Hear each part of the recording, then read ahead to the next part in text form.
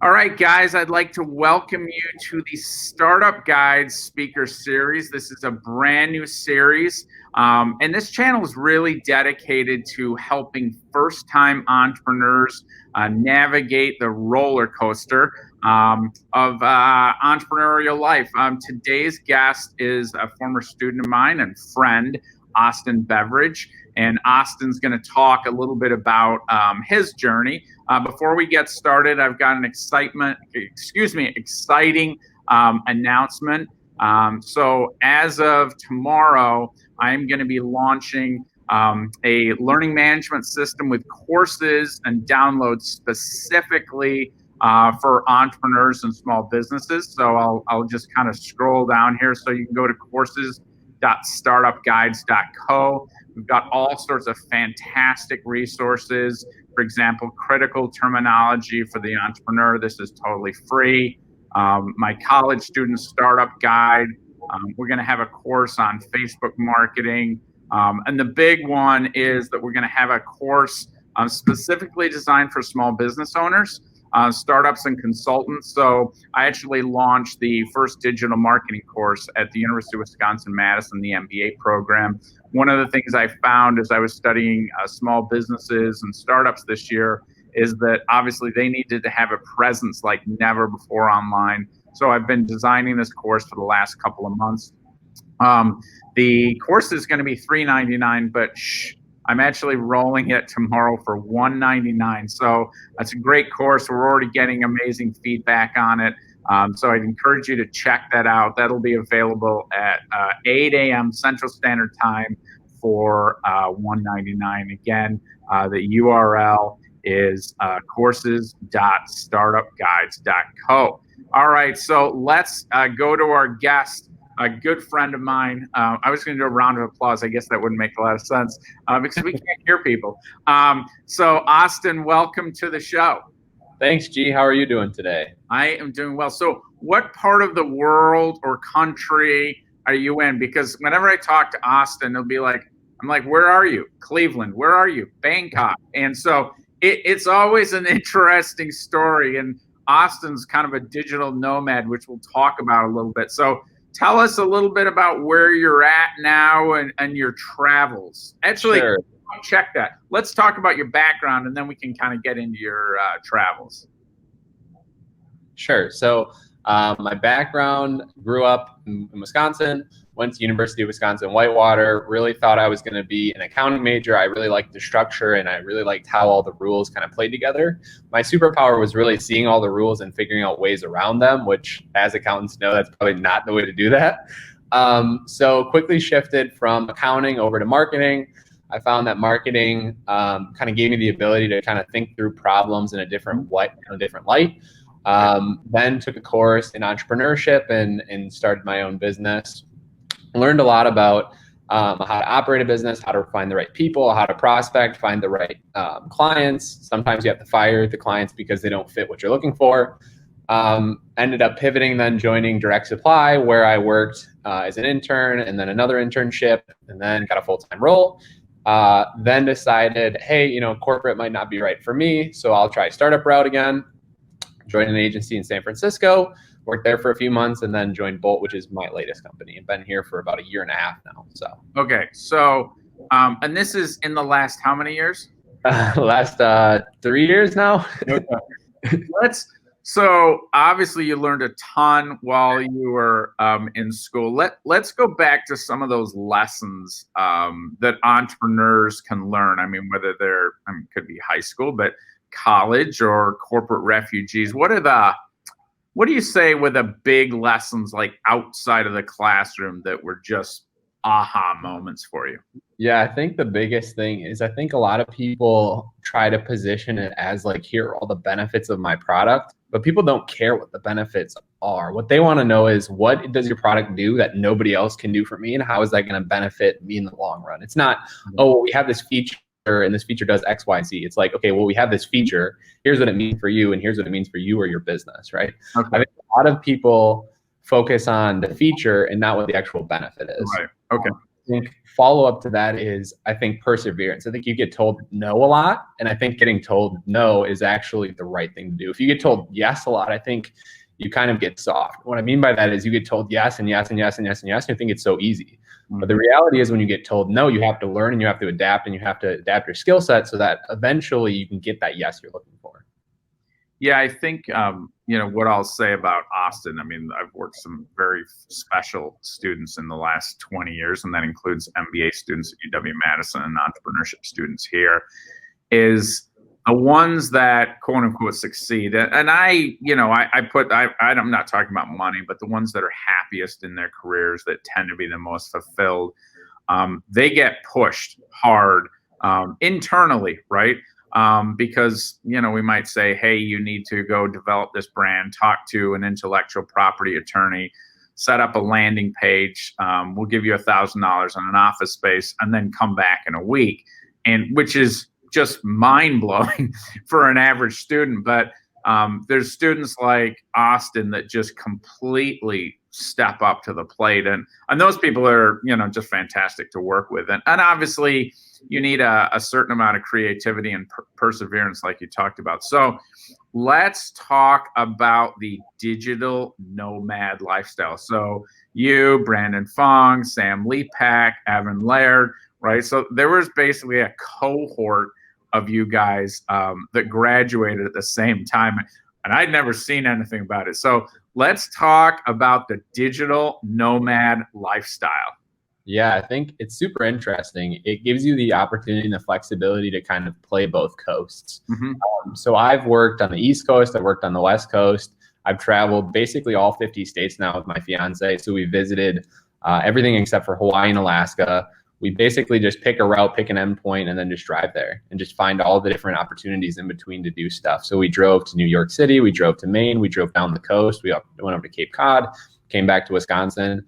Now we just finished up a road trip. We're finishing up in the next week. We drove out to North Carolina, down to Georgia and Alabama and Florida and Mississippi and Louisiana and Texas. Right. And then now we have another opportunity to go to Hawaii for a couple of months. So right. I think when companies give you the ability and freedom to work kind of where you want, when you want, I think it allows you to just live a more fulfilled and happier life because you're just experiencing and living. I think a lot of people, they get to the end of their life and they realize, shit, well, I just worked my whole life and I never got to see or do anything. And now they figure, okay, well, I'm going to spend all this money on travel and all these cruises. But the reality is when you reach that point, it's already too late. You can't go skydiving. Well, you can, but the risk is so high. You can't do all of these crazy things. And so I just flipped the whole thing and I said, hey, why don't we just travel and work on the road and then do all those things now? Like, sure, it's going to cost more money and I could be saving for whatever I want down the line, but tomorrow I could get hit by a bus and what would it matter, right? So it's kind of like you just got to live your life, safely, but within your means. So I don't know if I'd say you live yours safely. I would say borderline responsibly. So I want to hit this digital nomad piece because, Sam Lepak just wrote a book on it. He's going to kill me for not remembering it. But you can go out to LinkedIn and type Sam Lepak. You'll find it. So the concept, why don't you talk about the concept behind a digital nomad? So this lifestyle, if you guys aren't familiar with Tim Ferriss, check him out. Check out his podcast. And he wrote the book, The 4-Hour Work Week, which really kind of kicked off this lifestyle. So beyond your own travels, talk about this lifestyle of a digital nomad and what the concept behind that is. Yeah, so I think the biggest thing that doesn't necessarily hold people back, but they're stuck in a place. And what I mean by that is like they're stuck at a job that requires you come into the office, that requires you're in person. Now, don't get me wrong, being in an office has a certain level of cohesiveness or bond to it, right? Because everybody's there and everybody's doing the same thing. I think what digital nomad allows you to do, though, is it allows you to basically leverage your time zones. So for me, I have people that work on the East Coast and I have people that work on the West Coast. Well, when I'm working in the middle of the country, that means I can get up earlier and work with the people on the East Coast. I can stay up later and work with the people on the West Coast. I think digital nomad allows you to essentially work wherever you want, whenever you want, so long as you're getting the work done during your normal work hours. And so I think it's just a super unique opportunity for people to get outside of their traditional mundane 9 to 5 and working in the office, go and try and do new things in different places around the world. Yeah, I think yeah, the big thing is it is literally anywhere, right? So, I mean, what I find the people that are doing the digital nomad style, I mean, lifestyle, they're usually in 20s, 30s. They're probably not in their 50s and 60s, but that can change, like mid-career people, right? Midlife crisis. Not that I ever had one of those. Is it's laptop, right? Laptop and go find a job, or find a job, grab a laptop and go. Usually one-way tickets, no plans on the back end, and yeah, they just go, right? So, I think, a couple of students, Fong and Lee Pack and Laird, went to Europe. And why don't you talk about where you went? Because you didn't go to Cincinnati. You went by yourself. Talk about where you went and what that experience was like. Yeah, so I wasn't working at the time, but I did, as soon as I took and graduated from college, I took a little bit of a gap to go over to Thailand. So I landed into Bangkok with a one-way ticket, didn't know where I was going to go or what I was going to do, and met a couple of cool people along the way, Gino and Jan, early on, and we just kind of traveled. We just kind of went to a couple of different places. We went to the most remote villages in Thailand. We went to some of the mountains. We went to a bunch of different things. And ironically, while we were climbing a mountain, there was this tree. And at the tree, it's the tree of love is what it's called. And so you're supposed to buy a charm. And if you buy the charm, you find out who your true love's going to be, right? So I buy the charm, put it on the tree. I'm thinking nothing about it. I dated my girlfriend then at the time, Ayana, for just over 3 years at the time. To note, guys, that Ayana was not with us. Yeah, right. Okay. That's a key point. All right. So anyways, bought the charm, put it on the tree, and literally within 5 minutes, we just kind of looked over at each other and just like, holy cow, like, do you feel this moment of peace? And I just said, hey, like, I realized I had planned this whole trip for three-ish months or 4 months, and I didn't know where I was going to go or what I was going to do. But in that moment, all I knew was that I wanted to marry Ayana. So in the middle of Thailand, in the middle of the backcountry, book a ticket, one-way flight back to the U.S., take a couple of trains, couple of boats, an airplane ride, and less than 24 hours later, had a ring on the ground, a suit in hand, and went and proposed. Had her parents on it, and there we were off to the races. So. Yeah, so you had kind of your walkabout, your moment of clarity. It didn't take that long. Austin kind of moves quickly. He's kind of a man after my own heart, because I tend to do the same thing, sometimes to a fault. But all right, so let's we talked about graduating. You work for Direct Supply, which is a provider of products and services to long-term care, right? And then you kind of realized, look, great company, great people, but you wanted something that was a little bit faster paced. And as I recall, we had the conversation and I said, get a one-way ticket. I'm not taking the credit because you did the execution, but get a one-way ticket to San Francisco. I mean, I think you recall that conversation, right? Now, you didn't exactly get a one-way ticket. What did you do? Oh, we took a road trip. So we took a 3-month, 2-month sabbatical to try to drive from Wisconsin out there and saw the whole Southwest of the United States. So I think the biggest takeaway that I have from that was, if you're going to do something, you might as well kind of string it out. You don't have very many opportunities to see the world, so you might as well leverage it while you can. We knew where the destination was, but we didn't know what was going to be in between. And so took off in a car and drove and got there and kind of played it by ear, I guess.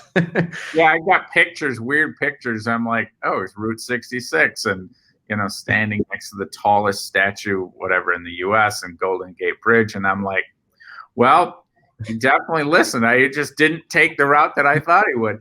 So, all right. So you get to San Francisco, no job, correct? Oh, so that's funny. So the moment I left, I actually started putting my resume out there. So I reached out to a bunch of different people. I think the one thing that I did, which was kind of unique, was I'd find the companies I wanted to work at, but then I'd also find all the people that worked at all the companies I wanted to work at. And then I'd send them DMs on LinkedIn. Hey, DMs for anybody that's, older than probably 50. Explain what the DM is. It's a direct message. So you find somebody on LinkedIn, you connect with them. If they're a second or third connection, you send them a personalized note like, hey, I saw what your company's doing. I think it's super interesting. We'd love to talk about it. And I think what I did, which was unique, was instead of like asking for a job, I just kind of asked like, hey, what do you think about this company? What is it that you guys do? So it's that time old, like, ask for advice, you get money, you ask for money, you get advice. And that really played true. So I started interviewing on the road. And then I think we were in Las Vegas, and I actually had then received an offer. So we kind of celebrated in Las Vegas for a little bit. But yeah, so. Okay, so you get your first job out there. Why don't you talk a little bit, because that company had a very interesting business model, right? So you don't have to name names. Just kind of talk a little bit about their business model. Yeah, so it's super interesting. So their core competency was PR. So PR is press releases, it's media briefings, it's essentially preparing executives to go out on talking road shows, get the company coverage, et cetera, right? But what was interesting about it is that they had then started to do some social and paid media. So they had branched out into other forms of marketing, but then they also had this separate subsegment to their business where they would actually invest in the startups. So instead of taking full cash, they would also sometimes take equity in startups. And so what that does is aligns your values, right? You're getting cash plus you're getting equity. So naturally then I want to succeed. So it was kind of this unique business model of not only PR, but also marketing, and then also aligning the interests of the stakeholders with the companies who are supporting them. Okay, so from a business model standpoint, I mean, one of the things we always talk about is don't rely on one stream of revenue when you're starting out, because usually it's fatal. I shouldn't say usually. We definitely don't want to rely on an advertising model, but that's for another day. So one of the clever things this company did is they were cash flowing. They had consistent revenue streams in the short run, medium run, but then they also had potential for a long-term payout. They were almost a PR agency meets angel investment group, right? Yeah, and it was always capital. So either it's human capital or it's investment capital, right? So it's putting in your time. I think the biggest unique differentiator was they would partner with different VC firms, and instead of pitching it as like PR as a service, it's more like educating founders, whether at a Series C, seed round, right? You don't necessarily need an agency yet. And so if you build those relationships with founders before they even need you, then when they're coming to the time when they do need you, now they already have that connection. So it's a super unique way to not only get long-term interest, but also establish long-term relationships with people before they actually need your product. So it's a complete pipeline. All right, cool. So let's talk a little bit about Bolt. I'm going to see if I can actually pull them up here. Why don't you let's kind of talk a little bit about the quote unquote history, because there isn't much history, where they're at now, and then, we can kind of, go from there. Sure. So Ryan started Bolt 2014. He worked in Stanford. He was in Stanford's Bitcoin club. So he founded the Bitcoin club there. He worked on a lot of people's websites, predominantly e-commerce.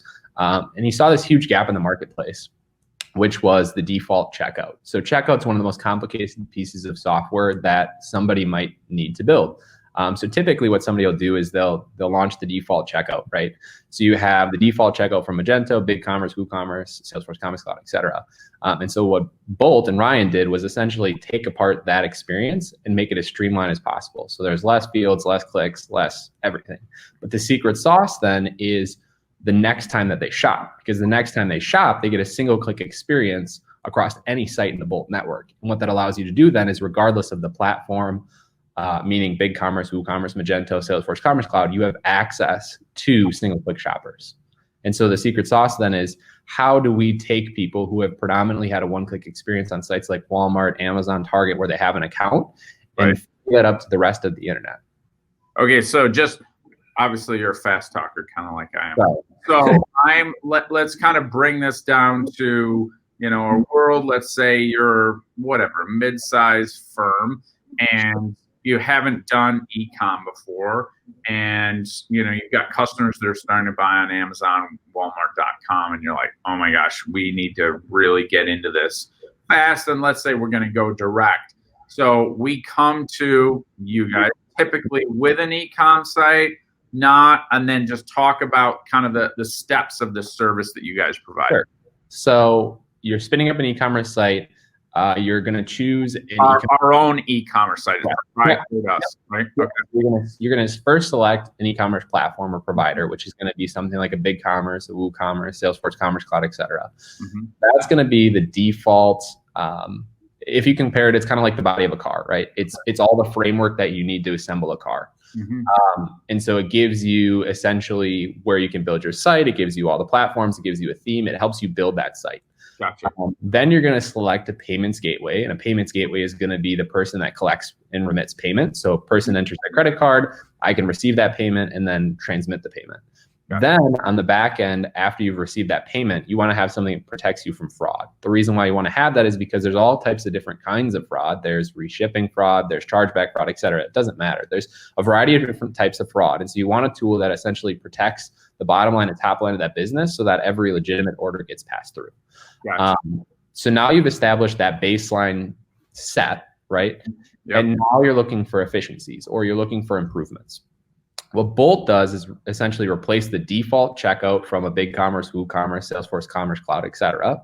It can replace your payment processor. So if you want, or if you're not happy with your payment processor, you can use a payment processor by Bolt. Mhm.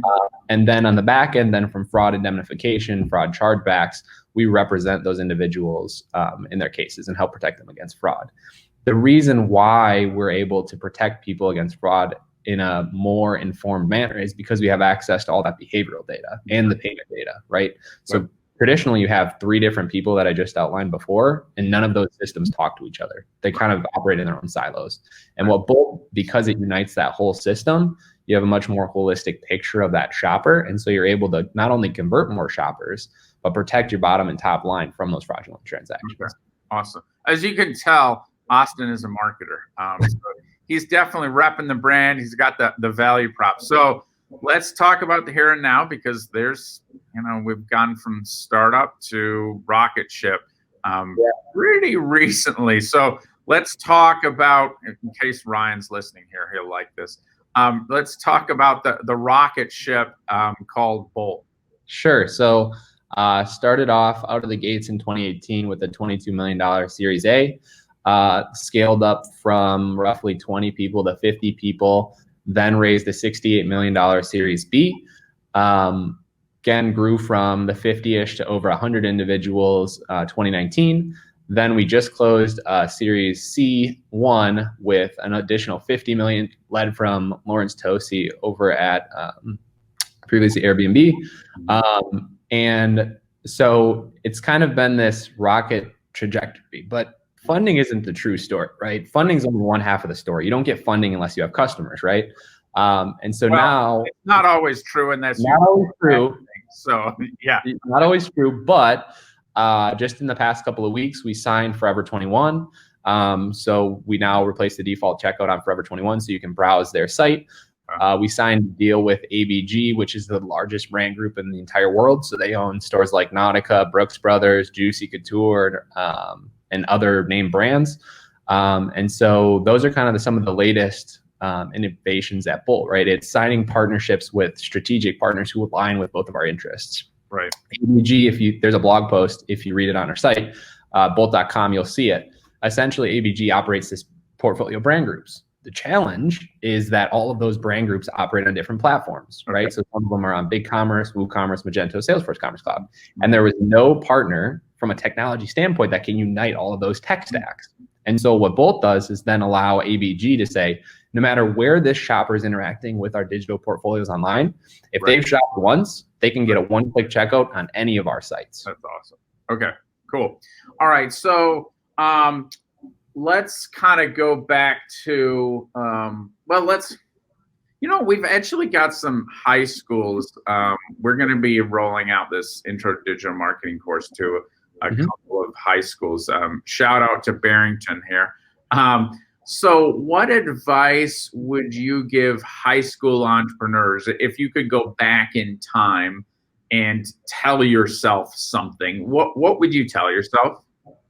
It's so funny you asked that, because I kind of went through it with my own brother. So he started his own pen manufacturing, Madison Pen and Woodworks. Okay. He launched his own pen manufacturing company. So he bought a lathe and he bought all these materials and he bought all the things that he wanted to make pens, right? He just had a passion for making pens and he wanted to get them out in the world.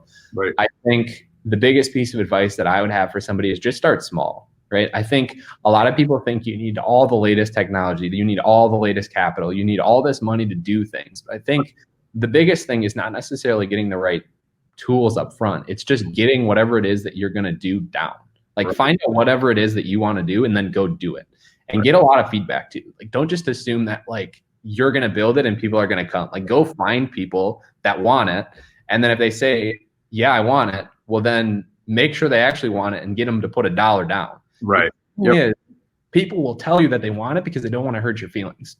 But it comes down to, will they actually pay for it? Right. And that's where you know if you have something or not, if people actually pay for what you've made. So Brooks, going back to that example, Brooks made a couple of pens, started selling them at school, right? So he's selling it to his high school students. You know, I'm sure professors and teachers heard about it and now they want some. So now he knows, okay, well now not only do students want it, okay, some of my professors and teachers want it as well.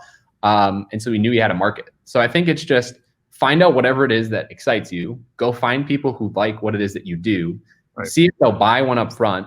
And then if they will, okay, then go make a couple. And then if they buy those, then make a couple more. Don't go make 100 of them and then try to sell them and then realize, okay, we just wasted all this time on something that nobody wants. Right. And I would say that's the biggest thing that I learned is there's a lot of ideas out there, but really what it comes down to is, do people care about your ideas and will they pay for it? Right. I think the single takeaway from what I've learned. Yeah, I think, gosh, I couldn't have said it better myself when I teach it. I think, you know, I see, you know, one of the biggest challenges with startups, and I don't like the word failure, but the reason that they shut down is they'll say, oh, it's the money. And usually it's not the money. Usually it's that they didn't do discovery and they didn't find a pain point. They didn't come up with a good product. They didn't figure out a way to get to the customer. They didn't determine if the customer would pay for it. So those are usually the problems. It's not because they ran out of money. I mean, that's, you know, I won't, you know, say the word I was thinking of, but it's usually not true. So, all right. So now the high school self, now you could go back to the college self or the university self. What would you tell Austin?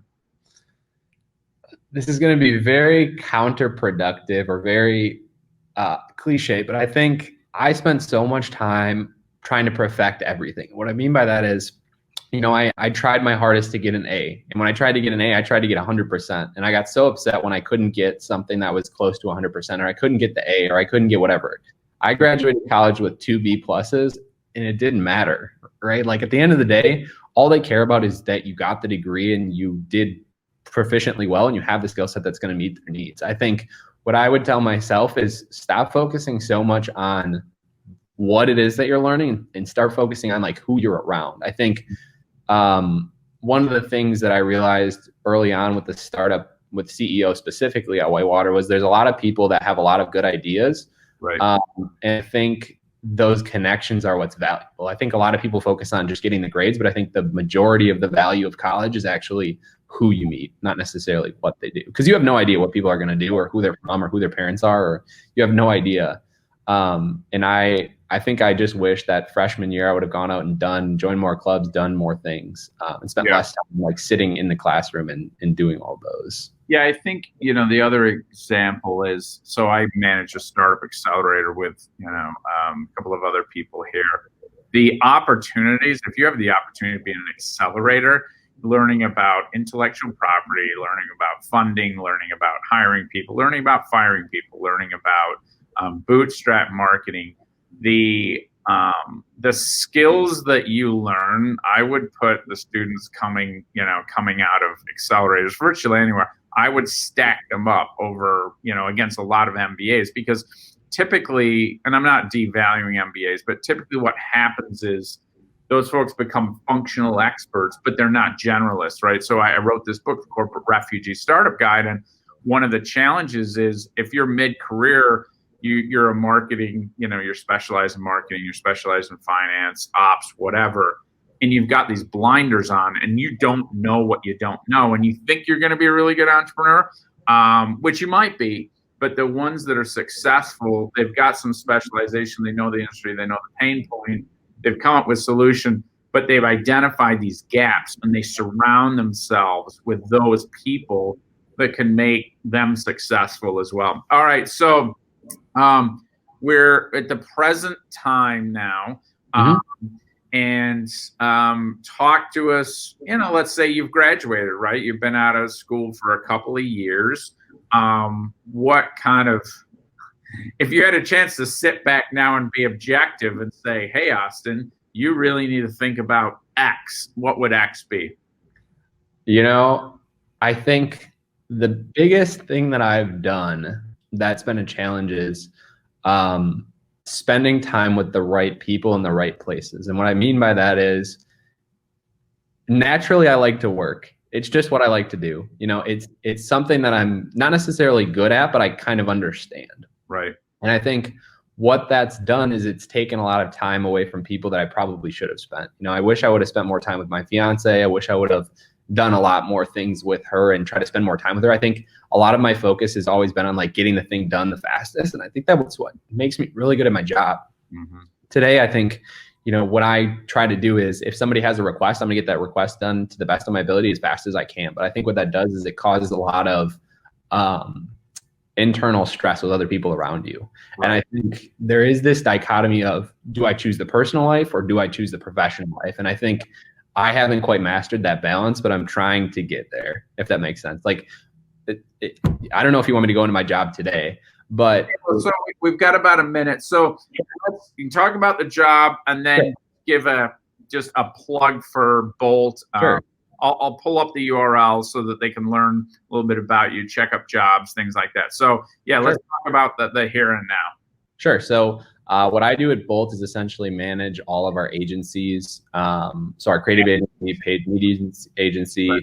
Our dev agency, et cetera. So I make sure that any request that comes through from any individual across the organization gets processed through in a timely manner. Okay. Also on our social media and our email program as well. So I kind of manage and touch a bunch of different things.